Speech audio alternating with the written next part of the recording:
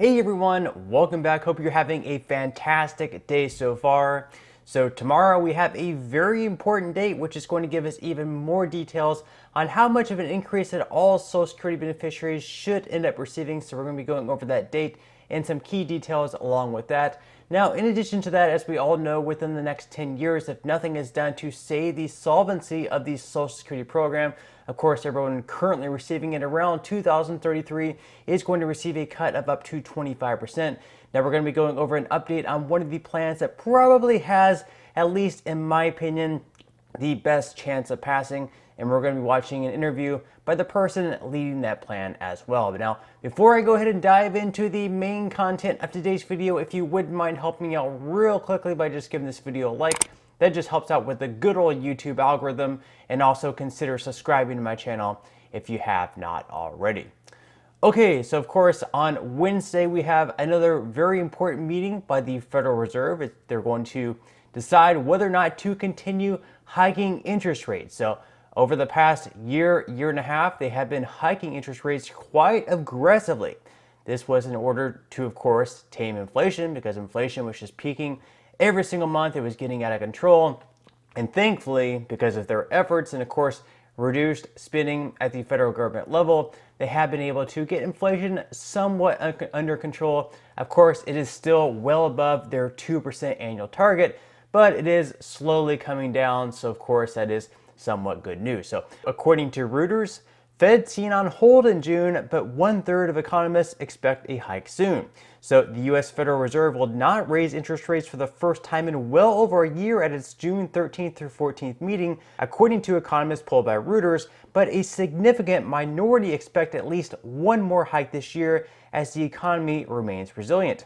Fed Chairman Jerome Powell signaled in May that the U.S. Central Bank might soon pause its hiking cycle to assess the impact of an historically aggressive 500 basis points worth of tightening, having raised rates at every meeting since March of 2022. Now, of course, we do have a very important inflation report that's going to be coming out tomorrow. This, of course, is not only going to impact probably greatly of how much the Fed decides to hike rates or not hike rates, or perhaps just pause them, but it's also going to be giving us a very important detail of how much of an increase that Social Security beneficiaries can expect to receive next year in 2024 as part of the cost of living adjustment. Now, we currently have some projections out there of how much of an increase that beneficiaries are going to receive, and also, some projections of how much this inflation is going to show tomorrow. So, according to Forbes, this is what we can expect from June's CPI report. So the Cleveland Fed's nowcast suggests month-on-month inflation will come in at 0.19% and core inflation will be 0.45%. That would lead to annualized inflation rates of 4.1% and 5.3%, respectively. This will continue the trend of headline inflation dropping below core inflation that we've seen in March and April's CPI figure. So it seems that inflation is still coming down. And of course, last month, whenever the inflation report came out, the Senior Citizens League came out with their projection of what the cost of living adjustment will be. And according to them, that prediction was 3.1%. So obviously 8.7% was the cost of living adjustment this year. If they're correct, and it comes down to 3.1%, that's going to be cut in more than half, which you might think is a bad thing, getting less of a raise in 2024 or less of an increase in 2024 versus what we received in 2023. But this would actually be good news, because we want inflation to come down. We don't want to be seeing inflation at 8.7% every single year.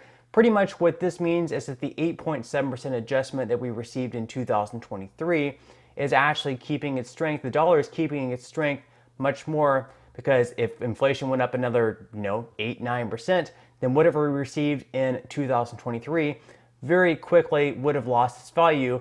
But it's going down, thankfully. Hopefully it continues to go down and we can get this inflationary cycle finally under control. Now, what this would mean if we were to receive a 3.1% increase, you can see up on the screen, for all retired workers, of course, this year on average, they're receiving $1,827.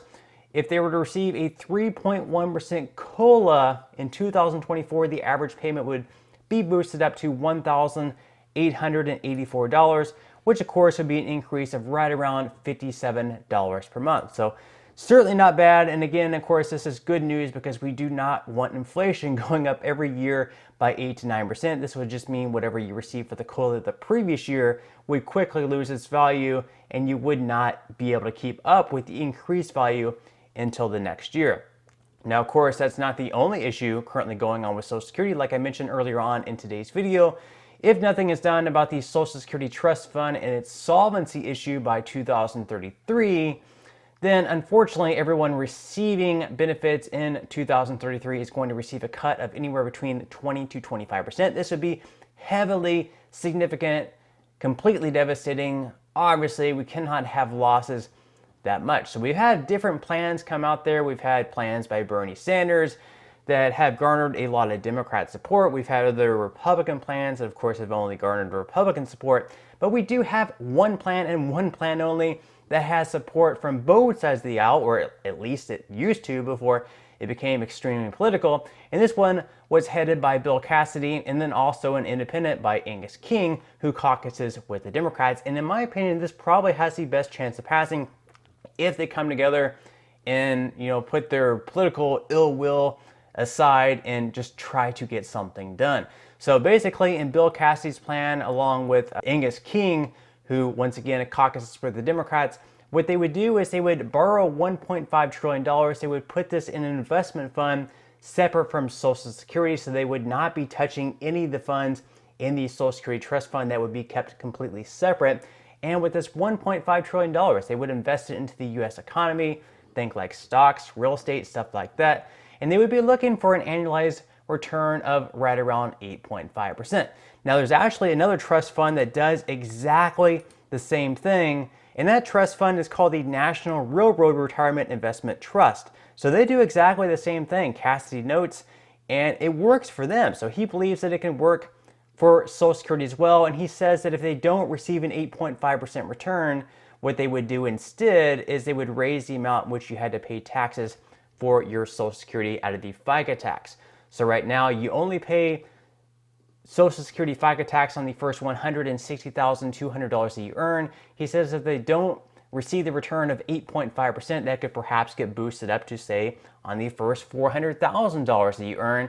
And then they would also consider raising the amount that you're taxed on. So right now you pay 6.2% on the Social Security FICA tax, depending whether you're an employee or whether you're self-employed. If they did not achieve the return of 8.5%, that would get boosted up to, say, like 7.2% or 14.4%. So those would be the alternative options if they did not receive the returns. But like he mentioned before, this works for the Railroad Trust Fund. So he's saying, why wouldn't it work for Social Security as well? And of course, we also had members on both sides of the aisle getting on board with this plan at first, but then later on, something changed. So he's going to be talking about that in this interview. So let's go ahead and watch him in this interview, and then we'll come back to talk about it. Okay, so tell us about your big idea. We want to hear all about it. Big idea is let's take $1.5 trillion, put it in the U.S. economy, and let it grow over 70 years.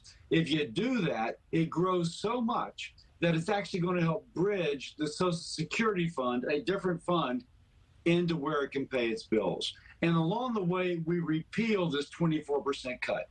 You get what you're promised. But we take care of 75% of the impact upon the nation's debt. We do something for the debt. We make sure you get your benefits. And by the way, we're betting on the strength of the American economy, not on a Congress and a president making tough choices. I like my bets the other way. So this would be a private investment. What kind of fund would this money be invested in order to allow all Americans to benefit? Yeah, so one, the average American doesn't take any risk at all. The risk is borne by the fund, and it does not use Social Security dollars. But you can put it in the stock market. You can put it in kind of real estate. And by the way, the federal government already does this for another trust fund called the Federal Railroad Retirement Fund. The federal government already does this. And I bet, Adrian, that your pension plan, your 401k, does the same thing too. Like everybody does it. The Canadians do it. The state of Wisconsin does it. Alaska does it. It's just Social Security is the only one that doesn't. and that's the ones going insolvent. And that's the one who can't pay off their debts in 8 or 9 years, which isn't too far away. So in terms of all the people who you need to get on board with this, you do have independent Senator Angus King. He caucuses with Democrats. He's on board. So what are you hearing? Are Democrats and Republicans alike actually willing to hear about your big idea? Yeah, so before the President Biden State of the Union speech, we had 14 senators, seven Republicans, 7 Democrats on board. I mean, we had House members, both parties on board. It was really growing. And then Biden comes out, and afterwards, one of my Democratic colleagues said, well, he's running for re-election, bashing Republicans on Social Security. There's no way he's going to sign this into law.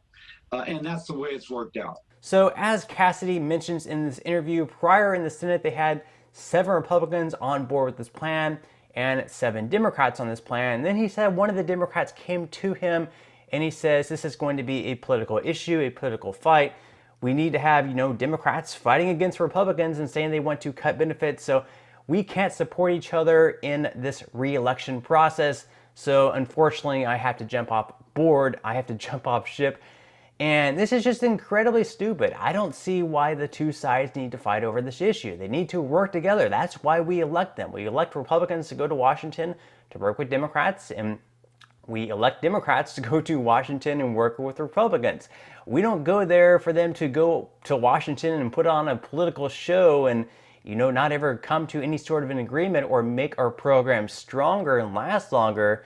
So ultimately, what might end up happening if the two sides just want to continue fighting and pointing the finger at each other and saying it's your fault, oh no, it's your fault, we're going to end up kicking this can down the road to the very last month. And what's going to happen, unfortunately, if we wait until 2033, maybe like the month before benefits go insolvent and everyone receives a 25% cut, is we're going to end up having even more damaging effects where there might be cuts to Social Security, there might be a lot of taxes raised. Pretty much in the end, the American people are going to end up getting the short end of the stick on this, all because members in Washington want to help their own case in their own re-election process. But let me know what you think about this bill in the comments section below. Do you like it? Do you hate it? Do you want to learn more about it? Definitely interested in hearing your thoughts. But that's all the news that we have for today's video. I certainly hope that you enjoyed. If you did, again, I would greatly appreciate if you could give this video a like. Consider subscribing to my channel if you have not already. And I will see you in the next video.